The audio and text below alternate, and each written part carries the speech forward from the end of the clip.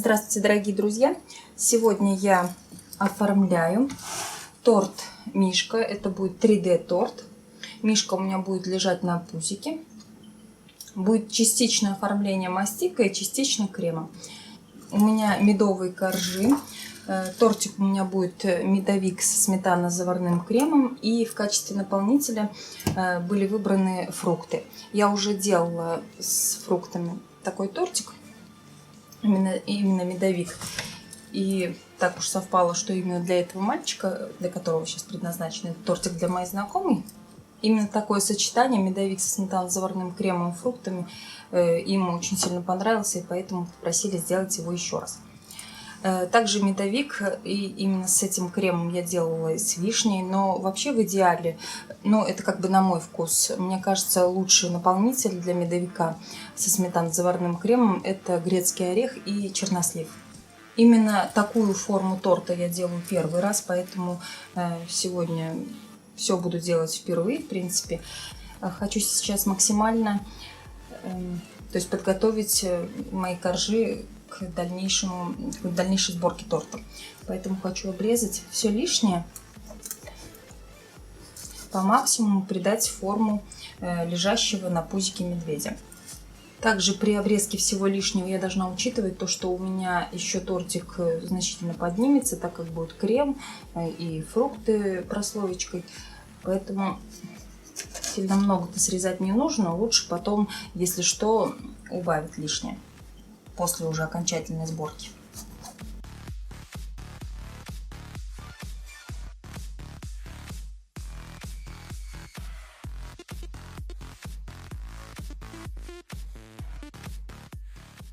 Ну что ж, приступим к сборке нашего тортика. Здесь у меня сметано-заварной крем. Он у меня несколько часов постоял в холодильнике для того, чтобы он был более такой вот густой и более был устойчив на тортике, для того, чтобы сильно не растекался. Потому что если бы он был сразу же после приготовления, у меня бы очень много вытекало по краям. А так крем холодный, и под давлением коржей нижняя часть, вот здесь вот не будет крем выходить. Поэтому постоял в холодильнике. Конечно, если вы собираете стандартную форму торта, круглую, то можно это делать в кольце. Уже сразу же после приготовления крем сразу же можно собирать торт. Я вот немножечко подождала. И теперь все очень банально. Слой крема, слой фруктов.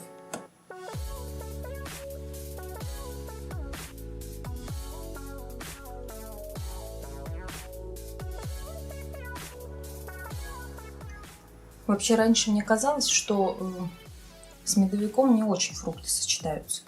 То есть я их никогда не добавляла, фрукты в медовик. А тут как-то один раз попросили, просто решила рискнуть. И оказалось, что не зря. Очень вкусное сочетание получается.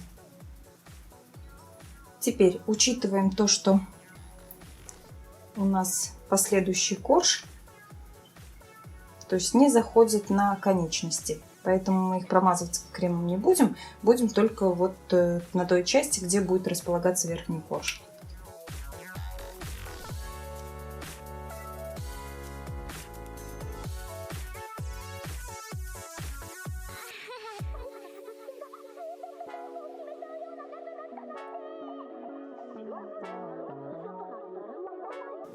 Самый верхний корж я накладывать не стала, так как уже по высоте лишний получается. Мишка же у нас должен быть пропорциональным, поэтому верхний корж нам не нужен.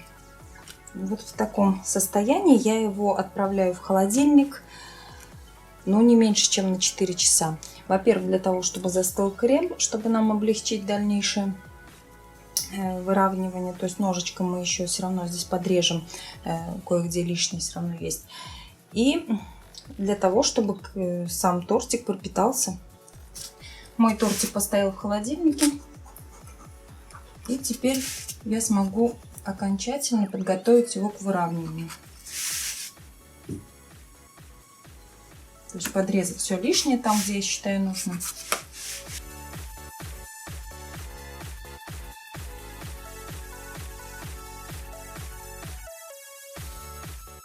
Вот так вот по максимуму мы обрезали все лишнее, сгладили.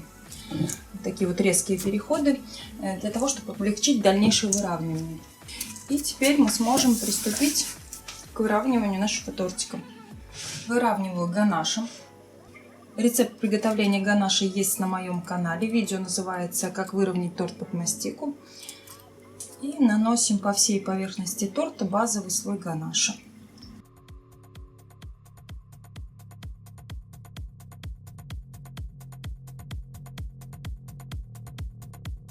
Нанесли базовый слой, и теперь по максимуму стараемся убрать излишний ганаш, то есть сгладить нашу поверхность.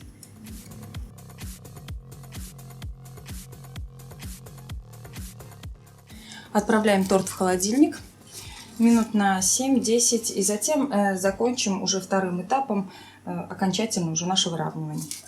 Затем окончательный этап выравнивания, то есть мы убираем где-то лишнее, где-то, может быть, добавляем ганаш по необходимости. Зачищаем подложку, чтобы она у нас была чистая. И теперь для того, чтобы окончательно выровнять, то есть нашу такой вот нестандартной формы торт, я помою ручки теплой водой, затем насухо их хорошо протру. И уже буду руками вот так вот сглаживать, теплыми руками. Под вашими ручками от тепла ваших рук ганаш начнет вот так немножечко подтаивать. И сам уже вот примет такую форму, которая нам нужна.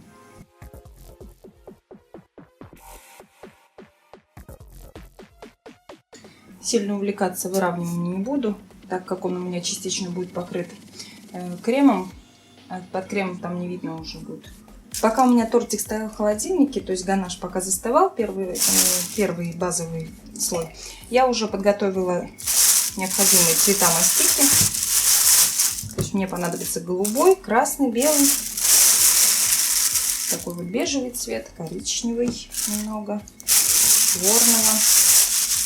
То есть все цвета, которые мне нужны, я их уже заранее подготовила. Сначала берем голубую мастику, раскатываем ее. Нам нужно будет сделать ему вот такую вот здесь вот кофточку из мастики.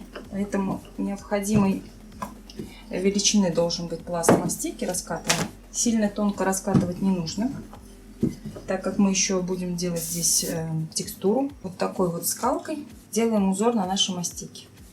И уже смотрим по форме нашего мишку, то есть где-то вот отсюда у меня должно будет пойти. То есть такой вот горловина такая должна быть. Сейчас мы ее вырежем.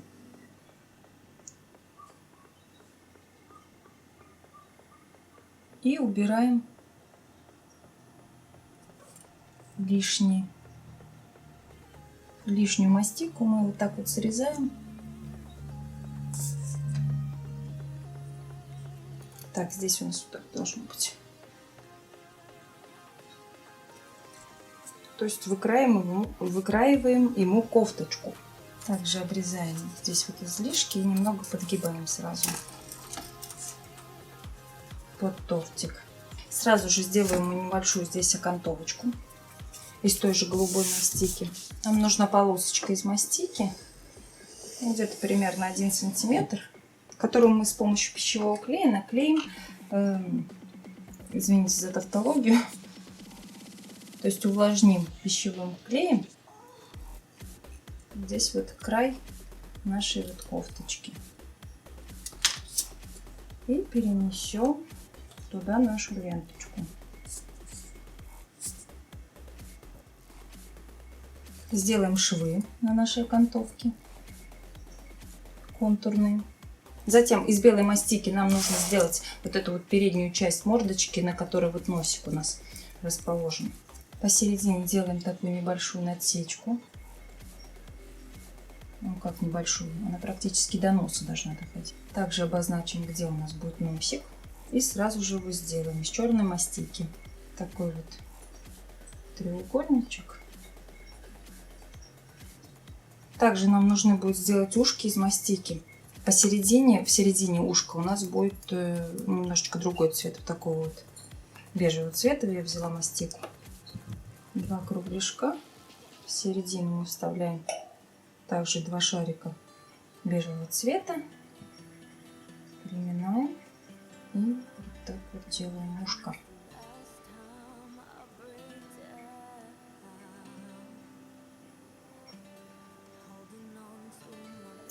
И мастика очень хорошо к ганашу прикрепляется. Также у меня должен будет вот здесь на спине располагаться вот такой вот бантик. Ушки у этого бантика я сделаю заранее, чтобы они у меня просохли, чтобы они были, то есть, чтобы бантик был объемный.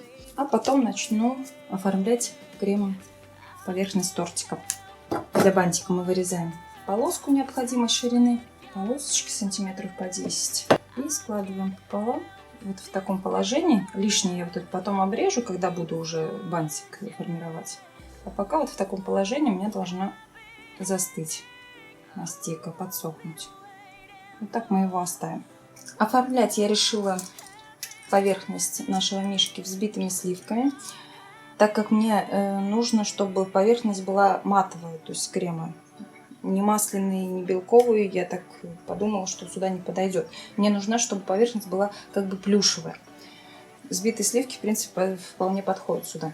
Также насадку изначально хотела использовать травку, но потом подумала, что это будет как бы ворсистая получится поверхность, а мне нужно именно плюш, чтобы он был как, то есть со стороны смотрелся, как будто он плюшевый. Поэтому я выбрала вот такую вот насадку звездочка. Сливки я уже взбила с сахарной пудрой. Здесь у меня уже взбитые сливки, уже готовые. Переношу их в кондитерский мешок. Можно было, конечно, все сделать из мастики, но захотелось сделать именно вот сочетание. То есть была, чтобы кремовая поверхность медведя самого, и только вот одежда и вот какие-то элементы мишки были бы из мастики. Повторюсь, наверное, для оформления, в принципе, можно любой крем использовать, какой вы пожелаете. Сделайте белковым крем, тоже будет, наверное, замечательно. Просто вот я вот как бы так решила, что я не хочу, чтобы оно переливалось. Хотелось, чтобы она была матовой именно поверхность. И располагать я буду свои звездочки в хаотичном порядке, не в ровную линеечку, а именно в хаотичном, чтобы это была как бы поверхность такая вот... плюша напоминала.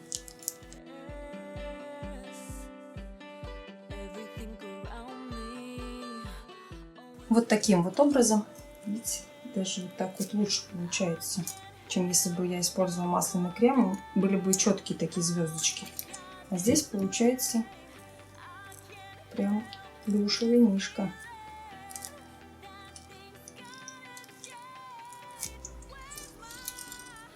Вот таким вот образом мы должны покрыть всю поверхность вот видимую ганашем. Вот тортик полностью покрыт кремом. С подложки можно вот эти вот капельки крема, мазки такие вот остались, сухой кисточкой убрать их. Даже лучше, что я выбрала именно вот такой вот матовый крем. Еще дополнительно там, где был четко выраженный такой рельеф, то есть от насадки звездочка, я еще дополнительно как бы смазывала все равно, чтобы поверхность была максимально такой вот мягкой и пушистой. Хвостик я сделала, то есть несколько слоев этих звездочек, и также немножечко его распушила. Получился хвостик. Теперь делаем глазки. Нам нужно черную мастику. Глазки у нас будут черненькие, располагаться, то есть на одинаковом расстоянии от носика, максимально близко вот к этой передней, то есть части морды его. Делаем такие кругляшки одинакового размера и просто накладываем на крем. Так, теперь нам нужно сделать небольшие блики на носике, то есть из белой мастики на носике будет небольшой блик и в глазках. Теперь я хочу сделать вот здесь вот небольшую такую заплаточку в виде такой вот след от лапки. Сейчас мы сделаем коричневого цвета. Так, нам понадобится кругляшок. И также 3 кругляшка поменьше, одинакового размера. Делаем 3 шарика и надавливаем.